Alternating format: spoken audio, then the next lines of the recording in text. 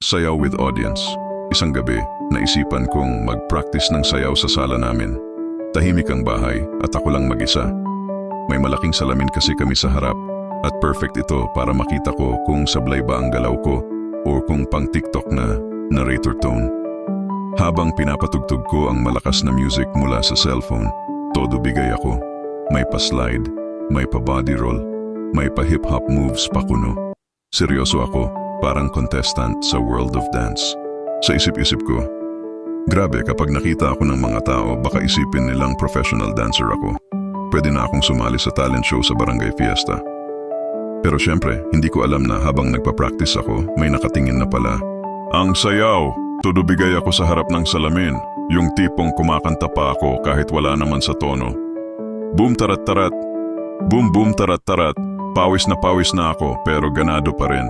Alam mo yung pakiramdam na parang ikaw ang bida sa sarili mong music video. Ganon na ganon. Ang kapitbahay, biglang may narinig akong mahina. Natigilan ako. Parang may multo. Paglingon ko sa bintana, nandoon ang kapitbahay kong si Kuya Alan. Nakahinto, may hawak pang plastik ng tinapay. Si Kuya Alan, yung tipong tahimik, laging seryoso, at hindi mo iisipin na mahilig tumambay. Pero ngayon, nakatingin siya sa akin na parang nanonood ng live concert. Siyang nakakahiya. Uy, ang galing mo ah, sabi ni Kuya Alan. Napahiya ako pero tinry kong magpakakalmado. Sabi ko, practice lang, kasi baka may presentation kami. Pero ang totoo, wala namang presentation. Talagang bored lang ako. Si Kuya Alan, hindi pa nakontento. Nagpasok pa siya ng linya. Grabe, kala ko may bagong dance instructor dito sa kanto. Nagulat ako. Dance instructor? Ako? Minsan nga, nalalaglag pa ako sa simple lang na cha-cha. Ang unexpected na audience. Sa hindi ko alam na paraan, yung dalawa pang kapitbahay, si Ate Mercy at si Aling Nena, nakisilip na rin. Parang bigla akong nagkaroon ng instant audience. Ate Mercy, ano yan? May sayawan ba? Aling Nena, dapat may bayad to ah. Doon ko lang naramdaman yung pamumula ng pisngi ko. Yung pawis ko, hindi na dahil sa sayaw, kundi dahil sa hiya, ang pag-turn ng situation. Pero imbes na tumigil, ewan ko ba, nagpatuloy na lang ako. Sabi ko sa sarili ko, bahala na, nandyan na sila. Kung mapahiya ako, di at least, masaya.